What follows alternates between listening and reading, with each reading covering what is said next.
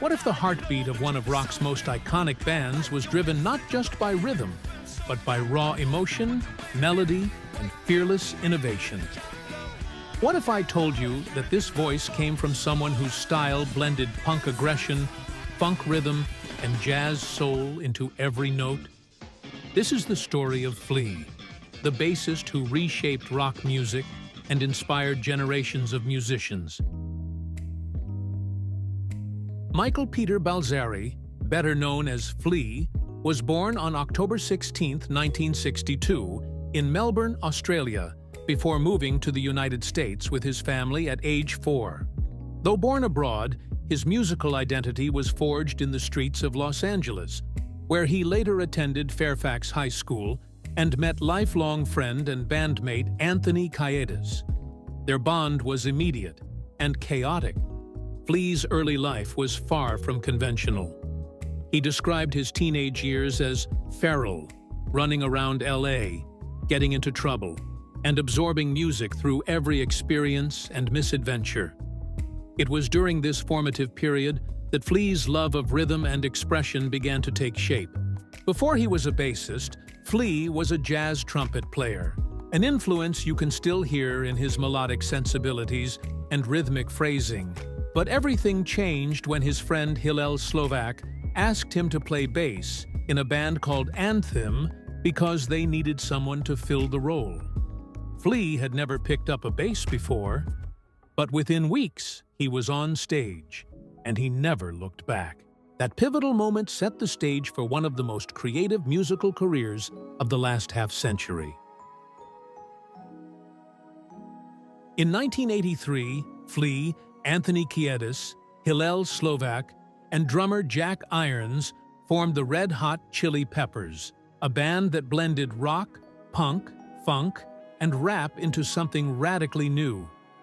Flea's frenetic energy and fearless approach to the bass became essential to the band's signature sound.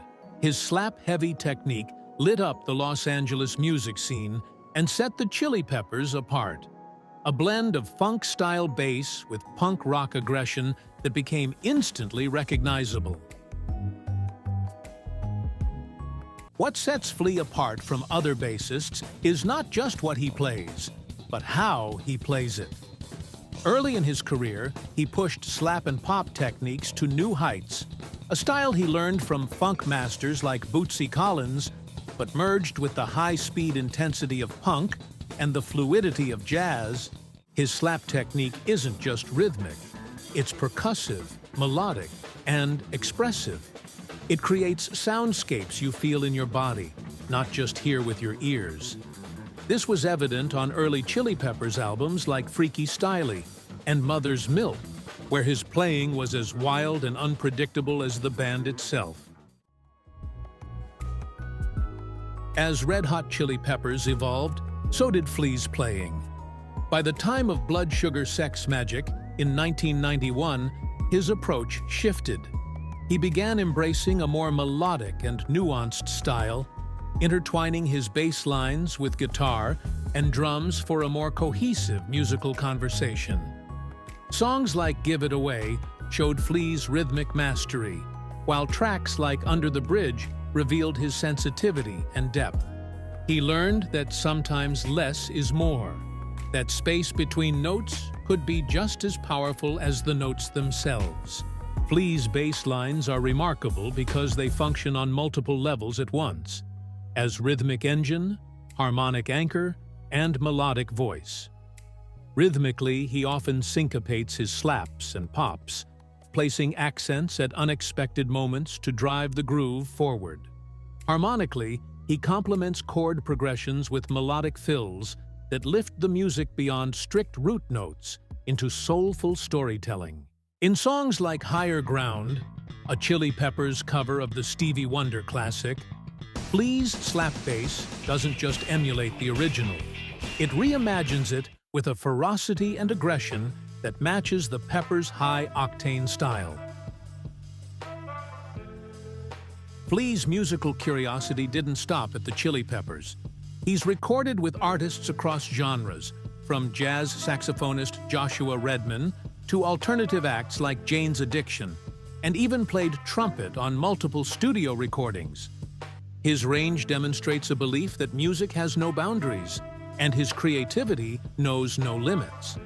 Despite a lifetime spent on the bass, Flea has never forgotten his first instrument, the trumpet, and often returns to it in solo and collaborative work. Flea's life has also been marked by personal challenges, including the tragic loss of close friend and bandmate Hillel Slovak. This loss affected him deeply, but also strengthened his commitment to music as a profound form of expression and connection. Through decades of recording, touring, and personal growth, Flea has remained a force of resilience, turning pain into creativity and creativity into influence. Flea's influence on music is vast. Rolling Stone readers once ranked him among the greatest bassists of all time, and his blend of styles has inspired countless players to think beyond conventional roles for the bass. His integration of funk, punk, jazz, and rock created a template that's still being explored today. Not just a bassist, Flea is a musical philosopher, someone whose approach asks players to consider feel, emotion, and intention above all else. Offstage, Flea has used his platform for good. In 2001, he co-founded the Silver Lake Conservatory of Music in California, a nonprofit organization dedicated to providing music education to young people. Through this institution, he's helped countless students discover the power of music in their own lives. This commitment reflects Flea's belief that music changes lives, a philosophy he's lived by since his earliest days. Flea didn't just play bass, he wrote conversations with rhythm and soul. From slap-heavy punk grooves to melodic rock anthems, his lines have defined generations.